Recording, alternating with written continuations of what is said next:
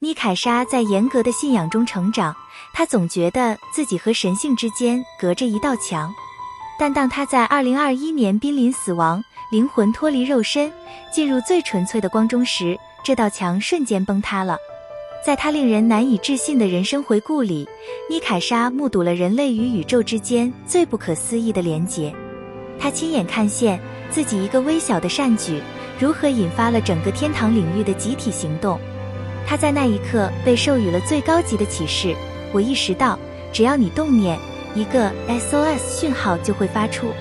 我们从来不是卑微的，我们就是去回应这些呼唤的地面部队。I was in the supermarket, there was an older lady in front of me, and there was a long line behind me, so I was directly behind her. And I realized then what was holding it up is as if she couldn't pay all her bill, because I could see her trying to decide, okay, I can do without this, maybe I can leave this. And in just a split second, something silly too, I just leaned over to the teller and I said, I'll pay for a bill, right? Anyone would do that. And in that moment, they allowed me to feel. She turned around to me and she held my hand and she said, thank you so much. Thank you so much. You answered my prayer. And I wasn't listening to what she was saying much because I just wanted her to go, right? And I remember I said to her, God provides, God works in mysterious ways. That's what I said. But the angels allowed me to feel that day when she held me like this, she gave me something energetically. I had no clue. She exchanged something with me, and not just that, they took me to the night before when she was in her room and she whispered a prayer to God. She said, I don't know how I'm going to provide for my family, but I know you'll make a way. And they allowed me to feel that and to understand in that moment, within like the whole realms of heaven or wherever it is I heard like marching, like it was an army. And then I heard boots on the ground. And immediately I got this download, oh my gosh, we are boots on the ground for God, for love, for universe, for oneness. And I could see it within that one act in that moment. And they allowed me to see and feel how she felt, how much that concreted her faith in prayer and trust in. And not just that, they showed me 3 other children who live next door who got fed from that groceries. And not just that, she has 2 children, 1 girl, 1 boy. And they showed me almost as if they were taking me into the future of this child. As an adult, she started to pay it forward also, because that one act and the story that was told. And I think they wanted me to see that, to see the domino effect of our choices. Because my whole NDE experience there was showing me every choice that we make energetically, the ripple effect that it causes, is either good or bad. And the moment that ended, I was out of that room. And then I'm back in the space. Archangel Raphael, my grandmother, was there, and all these angels around me. And Melissa, I don't know how long, it felt like a lifetime. And I was just being fed with downloads and downloads of probabilities. Things that happened before. I'm seeing myself before the birth experience, on a soul level, choosing to come to Earth. And I'm seeing the probabilities of what's happened on the planet now, the choices that were made on the planets before, and what catalyzed the destruction of those planets.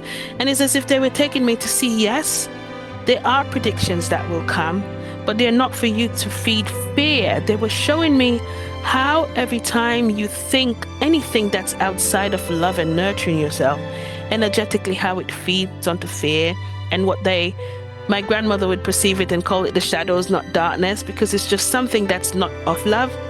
And they were showing me, okay, these are the probabilities for Earth, but what do you choose? Which Earth do you choose to experience? Because the choice is yours. And I found it very interesting going through this experience, because all my life as growing up as a Christian, a Caribbean girl, I really always felt depleted, felt as if I was so unworthy, like my prayers were unworthy to God in a sense. You're not worthy. You don't have any part to play. If somebody else doesn't pray for you, well, God's not hearing your prayer. And I realized that, no, it's not true.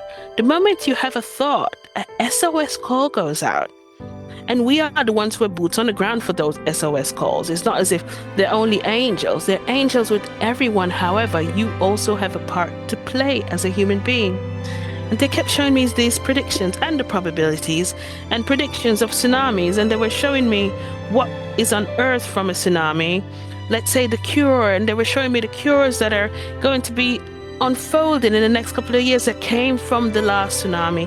And they're showing me the earthquake and what it needs to unearth, and the healing that comes from the volcano, and all these things that Gaia also has a part to play. And I think for the first time, I got to see kind of between the cracks of everything that we become so fearful, the catastrophe, to understand that healing comes from it, if we choose to perceive that. 在妮凯莎的濒死经验中，她领受了关于人类意念力量的最高启示。她曾在一个纯净的光中，通过人生回顾，看到自己一个微不足道的善举，在超市里为一位陌生老妇人付账，如何引发了整个天堂领域的集体行动。当那位妇人对她说：“你应答了我的祷告”时，妮凯莎听到了数百万双靴子行军的声音，并立即被告知：“我们都是上帝的地面部队。”这个顿悟推翻了他过去所有关于不配被听见的信仰。他意识到，只要你动念，一个 SOS 讯号就会发出，你的意念会立即被宇宙接收。我们就是去回应这些呼唤的地面部队。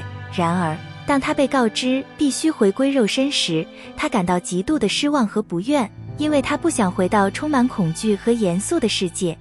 最终，他带着一副能感知周围人能量的清晰镜片回来了，并坚定地传达一个讯息：生命的最终目的就是选择爱自己，让内心充满平和与滋养。因为你无需依赖任何中介，你的力量就在你手中，你的意念就是宇宙最直接的回应讯号。只要你动念，一个 SOS 讯号就会发出。你的每一次渴望，每一次呼求，都会被宇宙及时接收并回应。我们不需要任何中介，我们的意念就是那强大的讯号发射器。人类就是那些去回应这些讯号、执行爱的计划的地面部队。妮凯莎带回了最重要的一课：你的人生目的就是选择爱自己。每一天，你做的每一个决定，从你的工作到你说是或不的方式，都必须扪心自问：这是在滋养我吗？这会为我的心带来平和吗？如果你总是违背自己的内心，你发出的能量就会是缺乏的，你吸引来的现实也会如此。